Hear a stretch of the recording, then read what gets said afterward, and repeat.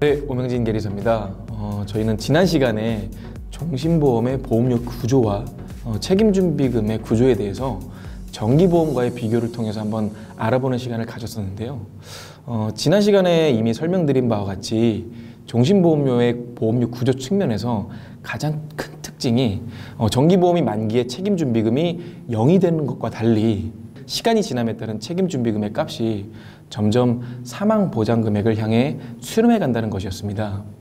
계리적으로 종신보험 자체가 원래 그러한 상품이고요. 그렇지만 2000년대까지만 하더라도 사망보장자산이라는 개념만으로도 많은 판매고를 올렸던 종신보험이 2010년도에 들어서면서 1인 가구의 증가, 연로족 등의 사회 변화와 함께 사망보장에 대한 니즈가 급감함에 따라서 판매 실적이 계속 감소하게 됩니다.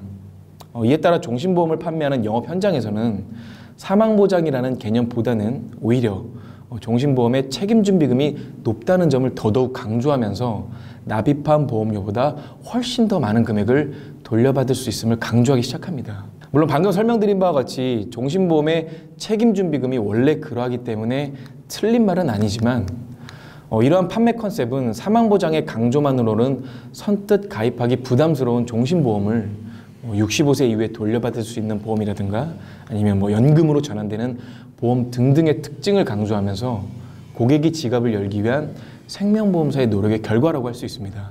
문제는 한쪽의 특징만을 강조하면서 판매하는 경우 가입 이후에 고객의 민원이 다수 발생할 가능성이 매우 높다는 것입니다.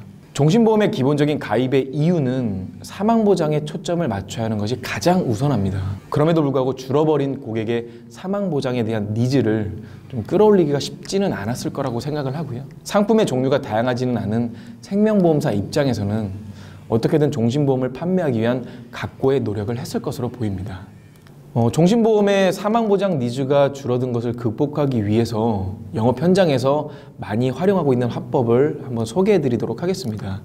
가장 대표적인 화법은 확정금리로 보험료를 적립하여 연금보험보다 더 많은 수익률의 환급금을 챙길 수 있다는 화법인데요. 이 역시 내면의 본질은 사실상 책임준비금과 관련된 내용입니다. 종신보험의 보험료를 계산하고 책임준비금을 적립하는 데 사용하는 이율은 예정이율이라고 하는 평생 동안 변동되지 않는 확정이율을 사용합니다. 반면에 연금보험은 통상 변동금리를 적용하면서 최근의 저금리 기조에 따라 금리가 많이 낮아져 있는 상황입니다. 문제는 시간의 지남에 따른 연금 적립액이 종신보험의 책임준비금보다 오히려 낮아지게 됨으로 인해서 발생하게 됩니다.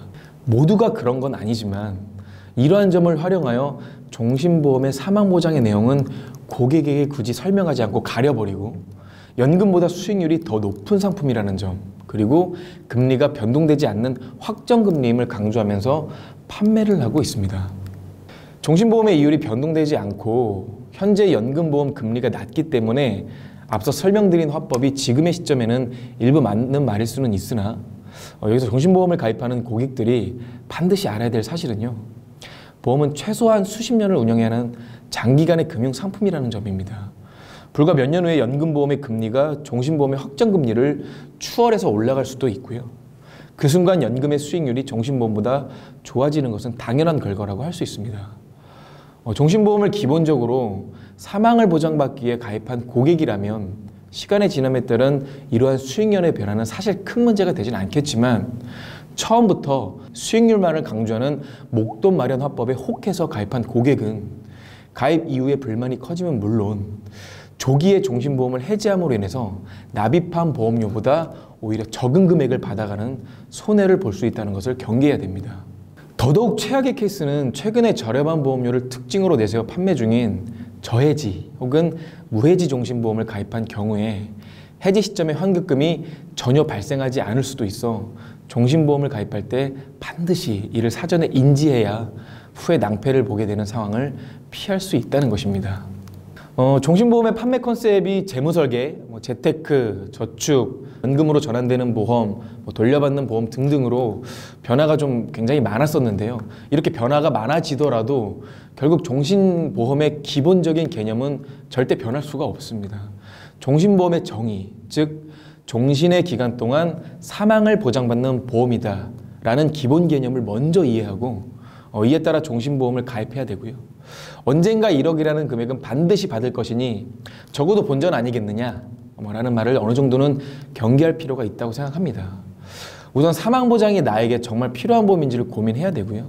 다음으로 종신보험을 가입하는 것이 지금 나의 재무 상황에 맞는 것인지 아니면 종신보다 저렴한 정기보험에 가입하는 것이 맞는지를 다시 한번 생각해 봐야 됩니다. 종신보험이 어찌됐건 1억을 받을 수 있는 상품은 맞으나 반면에 1억짜리 정기보험을 가입함으로 인해서 보험료를 아낄 수 있고요. 그 보험료를 아낀 금액만큼 다른 금융상품을 투자할 수 있는 기회부여형을 확보할 수도 있는 거기 때문에요. 환급과 저축의 컨셉만을 보고 종신보험을 가입하는 것을 경계할 필요가 있다고 저는 생각합니다. 네, 지난 시간과 이번 시간까지 2회에 걸쳐서 종신보험의 상품 보험료 구조와 최근에 종신보험 판매 컨셉에 대한 내용까지 모두 설명을 드렸는데요. 결국 보험을 가입하는 이유는 보장을 받기 위함임을 다시 한번 되새긴다면 종신보험을 가입하는 것이 맞는지 아니면 가입하지 말아야 할지에 대한 대답은 오히려 쉽게 결론을 내릴 수 있다는 생각입니다. 이것으로 오기리의 보험 탐구 첫 번째 주제 종신보험에 대한 얘기를 모두 마치도록 하겠습니다. 감사합니다.